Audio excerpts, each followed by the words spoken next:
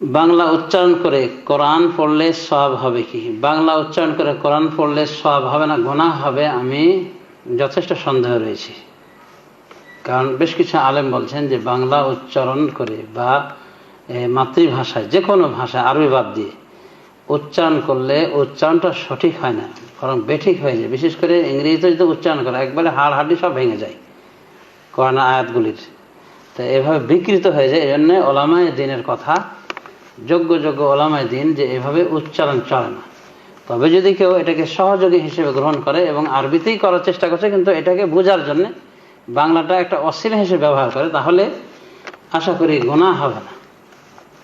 আর যদি বাংলা উচ্চারণ করে যদি সে এভাবে কোরআন পড়ার চেষ্টা করে তাহলে সমস্যা রয়েছে। কারণ এরকম উচ্চারণ বাংলা, ফার্সি, আরবি, হিন্দি, ইংরেজি এগুলো গর্হিত কাজ বলা হয়েছে। কারণ এভাবে কোনো ক্রমেই আরবির সঠিক উচ্চারণ আসবে না।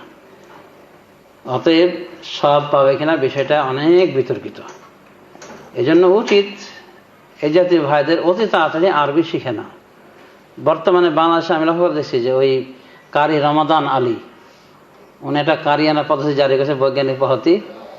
তো বেশ আপত্তি রয়েছে বিদাতি তরিকা। আমি লক্ষ্য করে দেখছি ওই ওই ওঝাদের মতো করে ওই গানের মতো করে সুর ধরায় নারী পুরুষকে। কিন্তু ওর যে কাজটা আমি ভালো লাগছে সেটা হলো যে অল্প কয়েকদিনের ভিতরে কোরআন কিন্তু শিখিয়ে ছাড়েছে। তো কোরআনটা তার পদ্ধতিতে শিখে না হলে যেতে পারে, বিশেষ করে যে পদ্ধতিতে সে উচ্চারণ করে থাকে ওই শেখানোর জন্য। অমুকের মতো দেখা যায়, তার নাম আলিফ, তার নাম আলিফ, লাঠির মতো দেখা যায়, এবার নৌকার মতো দেখা যায়, তার নাম এ, তার নাম সে। এভাবে একটা জাহেল মূর্খকে শেখানোর জন্য বলা যেতে পারে এই পদ্ধতিটা তার আমাকেও ভালো লেগেছে। কারণ অনেক মূর্খ মানুষ গোটা বাংলার জমিনে, হাজার হাজার মানুষ তার মাধ্যমে এই কোরআন শিখে ফেলছে। অসুবিধা নেই, এভাবে শিখে নেওয়া যায়।